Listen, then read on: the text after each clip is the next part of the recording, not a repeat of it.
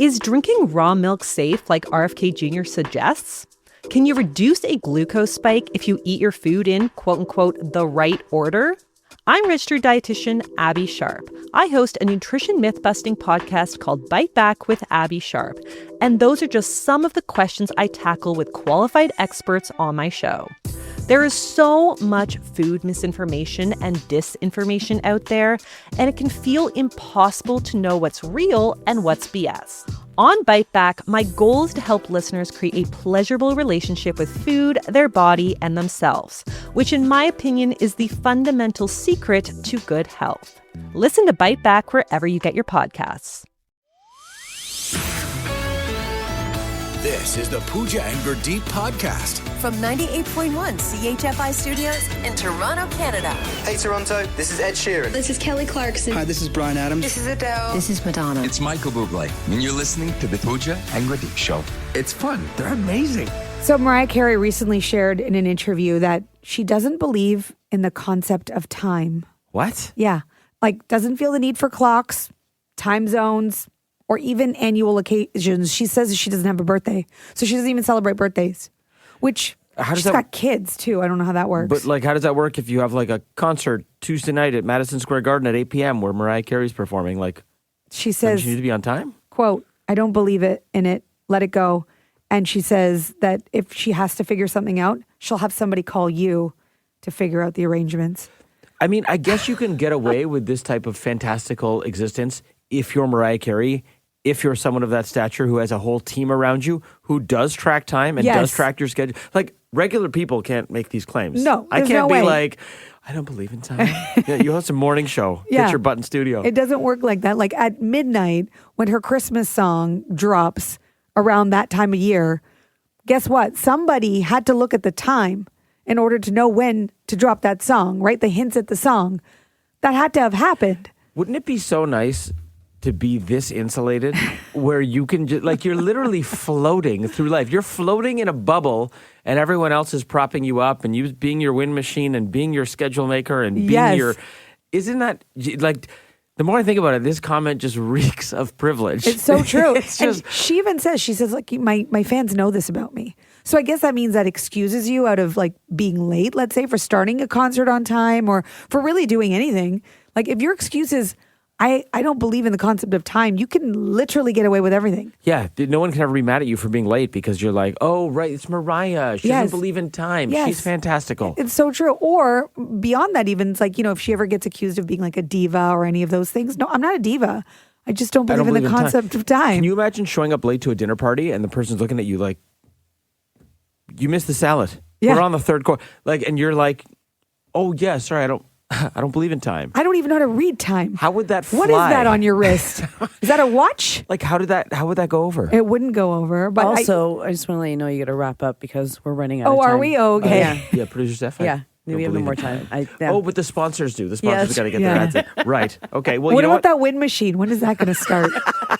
That's just love language.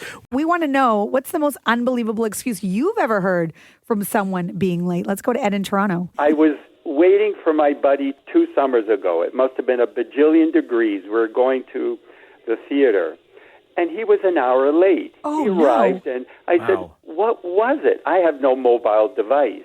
He said, oh, the train was in the tunnel. And I was there, what? Yeah, the subway trains were in the tunnel. I let it go. I just thought, get me to the theater. I can't deal with it. So to this day. Anyways, thank you so much. I appreciate everything you do for us, okay? Thanks, Thank Ed. you, Ed. Have a good Appreciate one. you. Take care. Take care. We love Ed. Yeah, I'm going to start using that one. The train's in the tunnel. The train's in the tunnel. No other explanation around that other than the train is in the tunnel. You're like, great, we've missed half the movie, but thanks. The train was in the tunnel. What is the most unbelievable excuse you've heard for someone being late, inspired by Mariah Carey not believing in time? Mike from Brampton. I'd have to say it was my mother-in-law. She was late for everything. Oh. And then when she did show up, it was like, Grandma's here, Mom's here. And she response was, yeah, I'm here. And if you don't like it, I'll leave again. What? Too bad. Well, so she'd show up super late, but then just be like, I'm here. I'm the greatest. Take it or leave it. You know, she wasn't one of those super social people to go out, but to to show up. She showed up, did her thing, and then left again. So, like, you guys should just be happy that she showed up is really what the message is. We were happy she was there, and we love her, and, it was her way of life. Yeah. Show up late, leave early, leave them wanting more. Or maybe less in this case. Wait, that sounds like somebody else I know. Mike, that's great. Thanks for the call, buddy. Take care. Have a good day, guys. Can't wait to get to a point in my life where I'm like, I'm here. You just don't care. You don't like it, I'll leave. Good luck with that with a 3-year-old and a 2-year-old. Yeah, we'll see if that happens. Okay, one more here. Maria from Ajax. What's the most unbelievable excuse you've heard for someone being late? I was going to a dinner party about 2 weeks ago. I planned for this party for a week. I had my clothes and everything already. My first thing was I had a wardrobe malfunction. I decided to take Waze. I was going up in markup. Waze take me all over the world. All over the world. Waze took you all over the world. By the time I got there, they were on 4th course meal. Oh, it was no. a 6th course or 8th course meal. Oh. I was so embarrassed. So what'd you say? I apologized. And I said, Waze took me all over the world. I know where I was going, and I decided to use Waze. I was going up in Markham, Warden Avenue. Yeah. I didn't have to use Waze. Waze took me all over the world. You're like, it's not my fault. All over the world I went. I was so embarrassed when I got there. This segment has been brought to you by Waze. Maria, thank you so much for sharing. We're glad that you're using your brains map and not GPS anymore. Not GPS. Okay, Gurdeep. Have a good one. You too. Thank you. Bye. How many times did Maria say all over the world? I should have got the ding right. Yes, It was like Waze 6. Took her all over the world. And she was going to Markham, so by all over the world, she probably means Thornhill and a touch of Scarborough. All over the world. From CHFI Studios, It's the Pooja and Gurdeep podcast.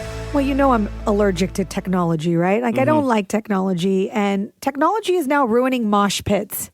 What? How is that possible? That's such a primal, non-technological, animalistic setting. I know. How is it possible? And do you even remember mosh pits? Like, were you the type? No, I would observe the mosh pit. I was never really went to a lot of concerts as a kid, but I was never really on the floors. I was always in seats, and I would see the mosh pit at rock concerts and always think, that looks terrifying. Okay, I'm glad I'm not the only one. I don't even know what's the term. Do you mosh? Yeah, you mosh. You mosh? Oh, okay. Mosh, yeah. I would never mosh. I was in one mosh pit, real quick. I was in one mosh pit in high school at our high school dance. Jump Around started playing, and I was in a mosh pit.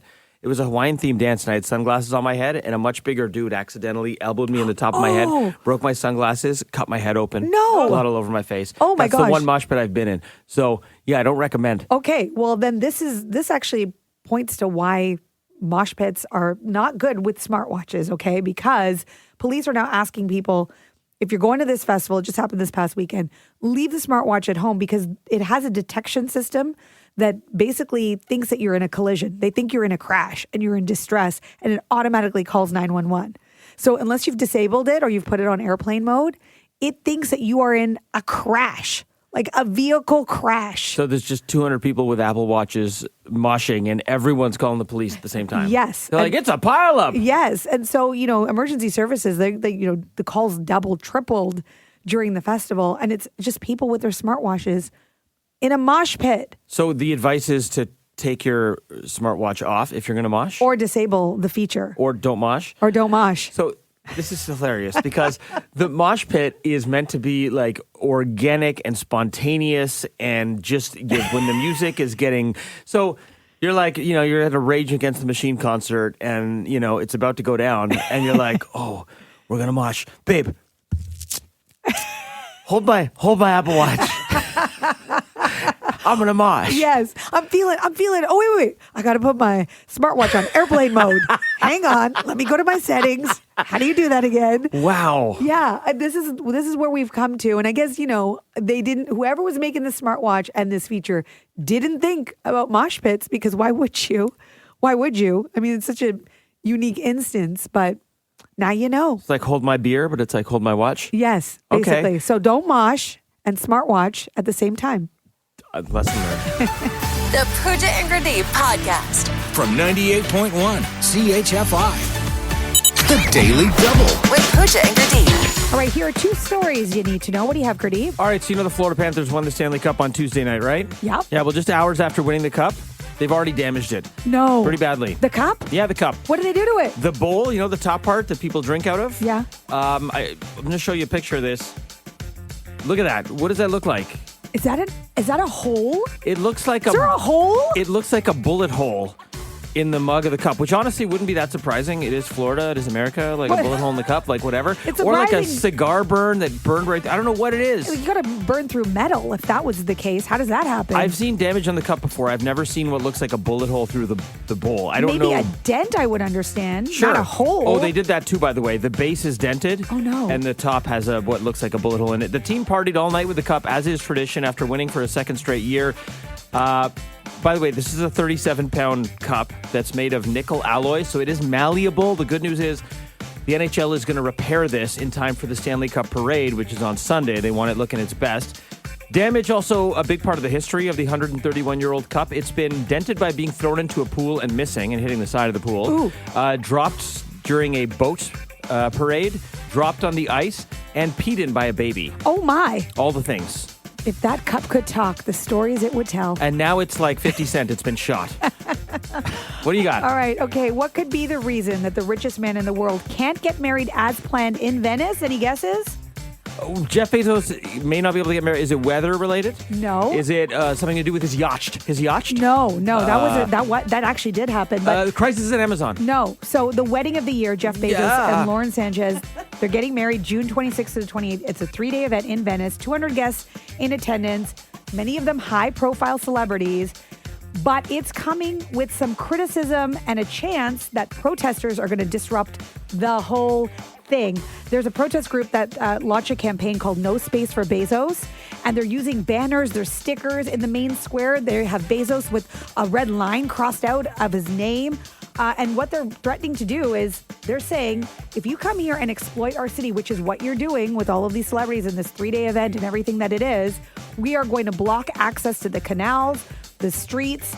We're gonna cause chaos during your event. They don't want him getting married there. Yeah, and Venice's mayor came out and apologized, saying, please, to the locals, don't disrupt the festivities. But if you're Jeff Bezos, can you just afford to change the plans last minute and do this somewhere else? Probably could. Isn't his wedding there, though, bringing a ton of money to the local economy? I'm just trying to think of the positives. You would think. Maybe he's come up with a way to, make them happy? He's I don't know. Free prime for a year for everybody. The campaign's called No Space for Bezos. Yes, I know. They risked a real opportunity. No Spazos for Bezos. Come on, Venice. Do better. From CHFI Studios, It's the Pooja and Gurdeep podcast. It will officially be summer at 10:42 p.m. So it's tonight, but we're already getting summer-like temperatures. And of course, summer in Toronto. Come on. It's the best time to be here. I love our city, but I love it even more in the summer. People have asked me many times this week as you get into stop and chats here in the hallway. I just got into a stop and chat with a friend from KISS.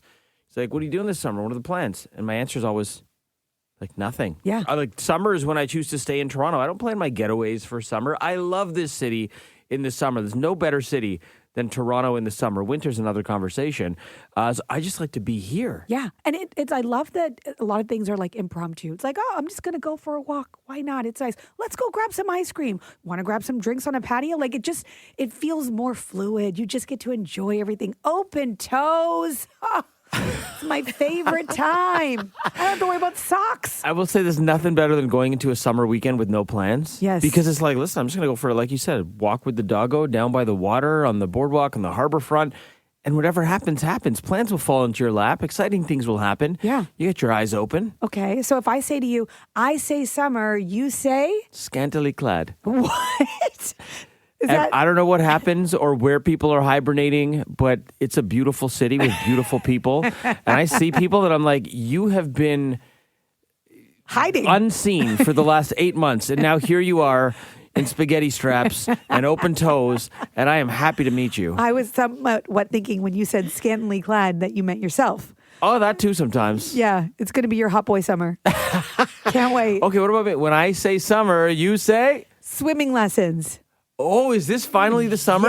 Yes. I think I got to do it. I got to take adult swimming lessons. I'm glad I clarified. I don't want to be taking it with the kiddos. But adult swimming lessons, it's time for me to learn how to swim. People don't know you can't swim. Also, fun fact, you have a pool. Yeah. You've had a pool for how long? Like a decade? 7 years. How have you not learned how to swim? You also previously lived in a condo with a pool. Yeah. I know. And it's kind of like, one of those survival skills. Like, you need to know how to swim. Yeah, like 2/3 of the planet, water. Might want to learn how to navigate it. So- You've just learned how to navigate land. And even then. Now time to conquer water. And even then, that's taken half my life. So we'll see how that goes. Okay, producer Steph, I say summer, you say? I don't know. Oh, that didn't sound good. Summer is like with kids my age who are like 15 and almost 13. It's better when they're in school. Because summer is the only good thing about summer is I don't have to make lunches. Okay. But the rest Wait, is you like. don't feed them lunch? No, I don't feed them. I have to make it. They can go get it themselves in the Oh, fridge. okay. But they constantly, like, we're bored. Oh, what are we doing? And it's like, I got to Oh. constantly plan things. I'm tired. You're constantly 'Cause entertaining in I'm still summer. working. Right. And they're off. Yeah. So they don't get that part. They think everyone's off. Right, Wow. right. We And there have is a- very different views of summer. I Yeah. know. Well, it's because so many parents are like, what are we going to, like, yes, you plan activities, you plan outings, but how many can you plan? Yeah. It's a whole summer. The first week, and then I'm like, we're done. Now figure out the rest. Okay, so when we say summer, scantily clad, swimming lessons, and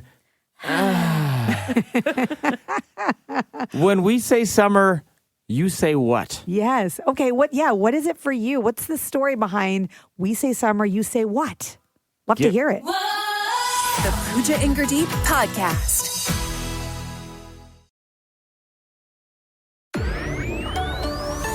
This is the Pooja and Gurdeep podcast. We say summer, you say. We had answers all over the board in here. Pooja's talking about swimming lessons. I'm talking about scantily clad people, and Steph is just exhausted. Already. And it hasn't even Exhaustipated. started. Yeah. Okay, when we say summer, you say. Liz from Acton? Baseball. Oh, yeah. Like Both boys. of my kids have been playing baseball since they were 4 years old, and I look forward to it every year. You do, eh? Are you one of those moms who's, cheering them on, but then also yelling at everyone? Sadly to say, yes. Liz, would you describe yourself as a baseball mom? I am definitely a baseball mom. I am ready to go at 5 o'clock in the morning with coolers full of food, snacks, ready to go for the day. I love it. That's passion. I love that. My kids are over 20, and I still do it. What's the best post-game snack that you've put together as a baseball mom? Watermelon. Watermelon. Oh, that's good so call. good. Good call. They don't call them the boys of summer for nothing. Liz, that's amazing. Happy summer. Happy baseball. Thank you very much. Have a great day. Love hearing your summer-inspired stories. We say summer, and you say, Denise from Grand Valley? Hanging my clothes out on the clothesline. Oh, Hanging clothes on the clothesline. that's so. I just got a beautiful visual of them blowing in the wind. Yes, smelling nice, drying in 10 minutes, and saving on hydro. Yes. Oh, that's brilliant. I live in a condo, so they didn't take too kindly when I attached a clothesline from my balcony to my neighbors. I bet not. Denise, thanks so much for the call. Happy summer. Oh, I love you guys. Thank you. Love you too. Bye. Okay, bye. Let's do one more here. Moody from Mississauga. When we say summer, you say? I say ice cup drinks. Ice cap drinks? Yep. Did you know that you can sub out in your ice cap? You can ask for your ice cap to be made with chocolate milk. I do all that. Oh, you know the hacks. Every one of them. Moody's like, I wasn't born yesterday. Okay, can you teach me a new ice cap hack that we don't know? I learned this one sometime last year. It's a little coffee, it depends on what you want, just what sweetener, sugar or honey, and then put some ice in it, and then shake. See, that Moody should, really likes his ice caps. Moody, that I should have been do. your answer. When we say summer, you say shake, shake, shake. Moody, thank you so much for sharing and have a great summer. I enjoy you guys. Thank you so for much. listening. Thank you. I do. Bye-bye. From CHFI Studios, It's the Pooja and Gurdeep podcast. It's the first day of summer, so I'm pitting Pooja and Steph against each other. This is becoming the best rivalry in sports. There's no tests or quizzes Yeah. in summer. Forget Oilers-Panthers. This is the best rivalry in sports right here. And if you're playing along with us at home or in the car, I mean, just try not to get too frustrated because Steph and I, both of us have trouble with recall. We can't remember things right on the spot. You guys have done really well in these so But far. you do so weird questions. I do amazing questions. Okay. All right, so You say amazing, here we go. I say weird. First question is to Steph. Summer starts at 10:42 p.m. tonight. Oh, no. How many minutes before midnight does summer start? What? And what minutes? Okay, wait. 42, it's 18 minutes to 11. And then how many minutes are in an hour? 60, Gonna need an answer. 72. 78. For the steel 78! pooch? 78! I said 78. No, Then you give the answer I said to Pooch. 78. Too late? That's not fair. All right. I Give got the it. answer to that's the worst possible start. Why would you start with math? I know, like seriously. And You're lucky I started with Steph. I could have given that to you. Really, you're answered chirping before the you quiz. gave it to Hey, Pooja. everybody be quiet. There's 8 questions to get through. You guys are wasting way too much time. Okay, what's next? What does SPF stand for? Sun protective formula. I love that this was a CBG question that you asked me, and you're like, you don't know this? Is it sun protection filter? What? The correct answer was sun protection factor. Oh, whatever. Not the factor. 78. I thought Pooch was going to be like so pretty and fabulous. Back to Steph. It's 1-0 Pooch right now. What vitamin do we naturally get from sunlight? D. Next, go. All right, back to Pooch. Which famous theme park opened on Canada Day weekend in 1981? Canada's Wonderland. 2-1 Pooch. Oh, you're getting Back hard ones, to Pooch. Steph. What is the first? We're in the music segment now. Great. What is the first line of the song "Watermelon Sugar" by Harry Styles? Tastes like strawberry. Keep going. No, that's it. That's the first line. Tastes like strawberry. That's part of a sentence. Oh, tastes like strawberry. That's it. That's all I got. All right, I'll be nice. I'll give it to you. Thank you. The correct answer is "Tastes like strawberries on a summer evening." Okay. Oh, I was going to say on a summer's day. I would have still got it wrong. You know, when Harry Styles was like, "Tastes like strawberries on a summer's day." All right, Pooch. What is the first line of the song "Summer Nights" from Greece? Summer lovin' had me a blast. Yes. Boom! Wow, Pooch. Okay, Steph. What song is this lyric from? Uh-oh. I've got that sunshine in my pocket. Got that good soul in my feet. Wait, do it again. I've got that sunshine in my pocket. oh. Got that good soul in my feet. Oh, it's Justin Timberlake. Oh, I don't like this song. Can't stop the feeling. Yes. Okay. Good job. 3-3, Pooch. This is for the win. This would be your second win only in anything No, ever in her life. Don't First one put that doesn't kind of count. pressure on me. And if you don't get this right, Steph could steal and she wins. You're This is doubling down on the crazy. pressure It's after I said tied double right pressure? now. Yeah, it's Come tied. on. Okay. Okay, what song is this lyric from? You could travel the world, but nothing comes close to the Golden Coast. Is that Katy Perry's California, whatever that song is? We're going to need the song title. California dream, unforgettable. What is it? California Girls. Yes! Yes! Whoa! You still hate my quizzes? How Yes, did I because know that? I still got number Pooja one. Honda takes her second game ever. 4-3. You win summer. The Pooja and Gurdeep podcast. From 98.1 CHFI. I have to apologize to all of you if I was off this week, if I sounded tired, a little hoarse, a little rasp. Your voice in my is kind of voice. back, though, now, which is good. Yeah, finally. I finally got some sleep, but I've been sleeping about 2, maybe 3 hours this entire week. That's even bad for a morning show host. Yeah, really, really, really tough week. The kids, I mean, I'm in toddler hell. I think that's that wouldn't even be an understatement. There's so much going on. There's so much happening all at the same time because when it rains, it pours. It's just the way it goes. You've got one in his terrible twos and the other in who's now a three-nager. Yes, yes, there is that. So Bodhi is refusing to sleep in his crib, which means no sleep for me. He will not sleep in the crib.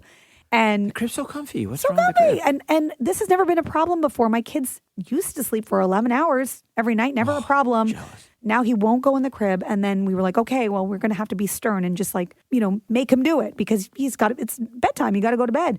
No, he figured out how to climb out of the crib now, which is just so jailbreak. dangerous. Yes. Jailbreak. So my nights have been like running back and forth in the room just as he starts to like catapult to like go catch him before he falls over. And it doesn't matter how many times I told him not to do it and it's dangerous. Of course, there was the one time where he actually landed and like fell over. And Did he then stick the landing? He did. And he cried a little bit, but still it's like, okay, so this is a no-go. So now he's sleeping with us, which He is is- also not great. Bodhi is Tim Robbins from Shawshank Redemption. Why don't you have a lid He's on your breaking crib? out. Oh my There's no gosh. lid on the crib? Well, A now roof. we got to get it. You need a retractable roof. It needs to be Skydome. No, we took the crib apart. We try to lower the frame. He's in a sleep sack. We're trying to find contraptions, trying to find a Sleep new sack? crib.